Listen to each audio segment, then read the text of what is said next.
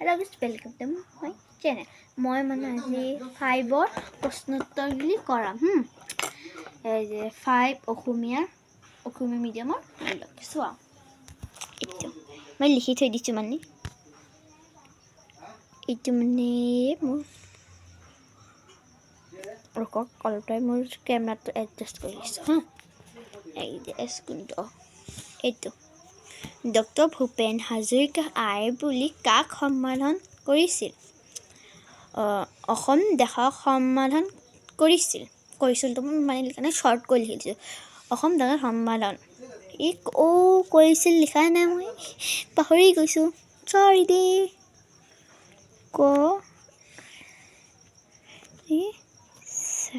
কৰিছে আইক সমাধান কৰিছে আপুনি চাইলেও লুকাই দিব পাৰে ডক্টৰ ভূপেন হাজৰিকাই মাঘ মাহত কি আন্দোলনৰ কথা কৈছিল লখিমীৰ আদৰৰ কথা কৈছিল মই শৰ্টকৈ লিখি দিছোঁ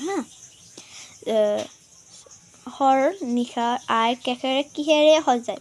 তৰাৰে সজায় আপুনি এনেকৈ লিখিব পাৰিব হৰক নিশা আই তৰাৰে কিহেৰে সজায় আপুনি এনেকৈ লিখি দিব তৰাৰে সজায় লিখি দিছোঁ এইটো কিন্তু মেইন ইম্পৰ্টেণ্ট কুৱেশ্যন এইটো মানে আপুনি 5ত যে উঠিব আপুনি 4 আছে মই মানে 5ত যে উঠিব ফাৰ্ষ্ট ক্লাছত এইটো আপুনি উত্তৰটো আহিবই মেইন পাহাৰ ভৈয়াম মিলন সেউত কিহেৰে গঢ়ে পাহাৰ ভৈয়াম মিলন সেউত ৰামধেনুৰে দৰে এইটো আৰু এইটো দেখাই দিম মেইন প্ৰশ্নটো ৰাইট চিন দি থৈ দিলোঁ এইটো মেইন হয় কিন্তু ডক্টৰ ভূপেন হাজৰিকা ক'ত মৃত্যুবৰণ কৰিবলৈ ইচ্ছা মানে সেইফালে আছে ইচ্ছা প্ৰকাশ কৰিছে অসমতে মৃত্যুবৰণ কৰিবলৈ ইচ্ছা প্ৰকাশ কৰিছে লুকাই দিব পাৰিব দেই এই গীতিকাৰ ডক্টৰ ভূপেন হাজৰিকা সূৰ্য উঠা দেশ মানে কোনখন দেশক বুজাইছিল সূৰ্য উঠা দেশ মানে অসম দেশক বুজাইছিল গীতিকাৰ ডক্টৰ ভূপেন হাজৰিকাই গোটেই জীৱন বিচাৰিলেও অসম দৰে আন ক'তো কি নোপোৱাৰ কথা কৈছিল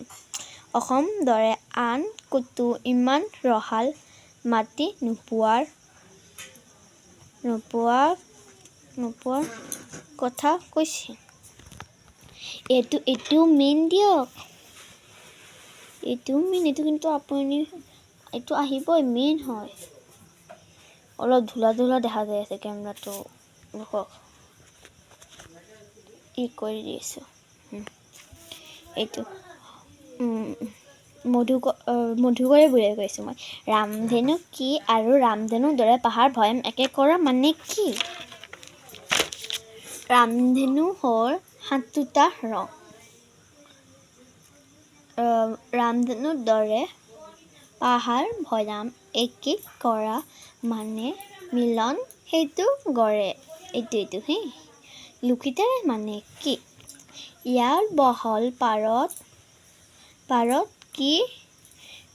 কি প্ৰাণী প্ৰতীক জনায় লুকিতাৰ মানে ৰঙা ইয়াৰ বহল পাৰত ভাষাৰ মৰমবোৰে প্ৰাণী প্ৰতি জনায় হাতটো হৈছে আপোনাৰ মানে এইগিলি ইম্পৰ্টেণ্ট নহয় দিয়ক এইটো আছে সূৰ্য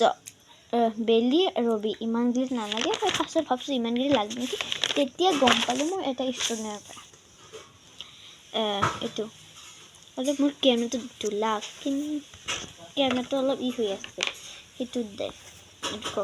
আহি যাওক আহিছে পদুম পংকজ কমল অলপ হৈছে দেই কাটি হৈছে দিয়ক ঘৰ গৃহ আলয় আকাশ নভ মেঘ বায়ু বতাহ পৱন পৃথিৱী ধৰা ধৰণী এইটো নালাগে তাক দেখাই দি আছোঁ এইটো আহিছিল মানে দুটা হৈ মই মানে প্ৰশ্নকেইটা ৰাখি দিওঁ দেই সেইটো মানে এতিয়া ক'ৰবাত দেখিছোঁ বিচাৰি কিনে সেইটো প্ৰশ্ন দেখাম চিট পৰীক্ষা প্ৰশ্নও আপোনাক দেখাম আৰম্ভণি শেষ ঠেক বহল ষ্টক মিলন অনাদৰ আদৰ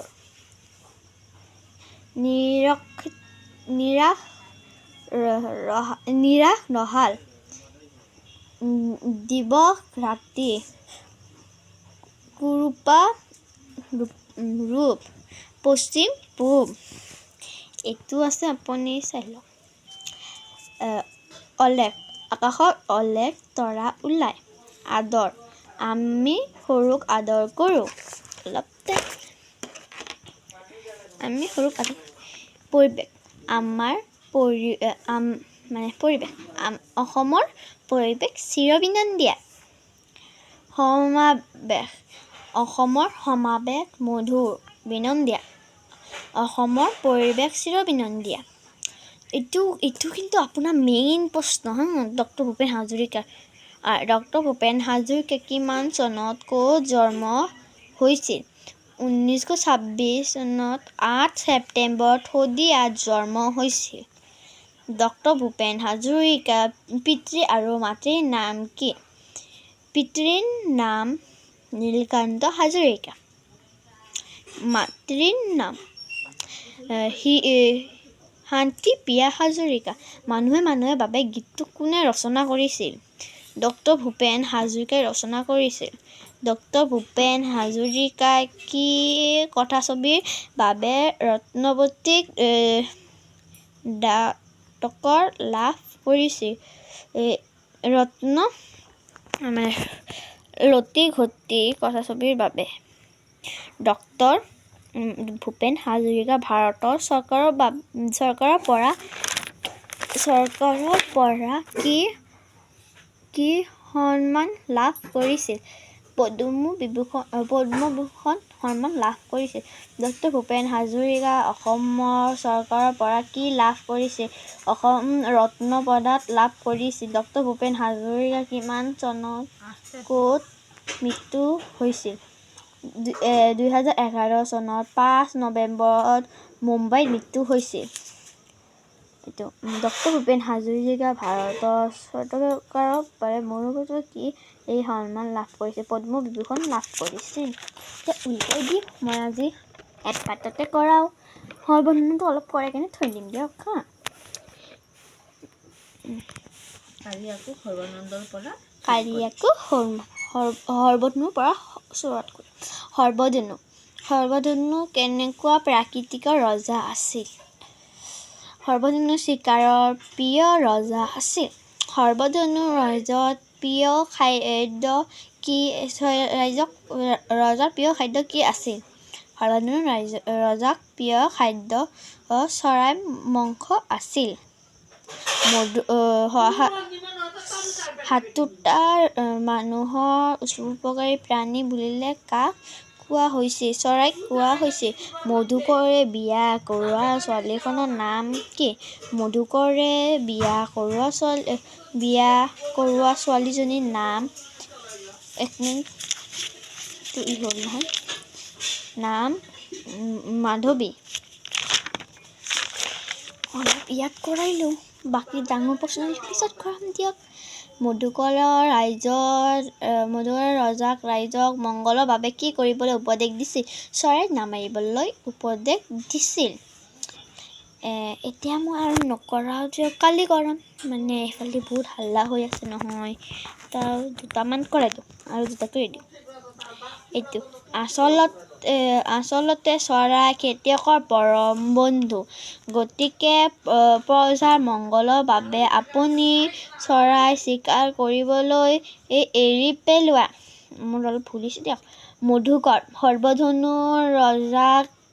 কৈছিল কাৰণে চৰাইবোৰ পথাৰৰ শস্য নষ্ট কৰিব পৰা কীট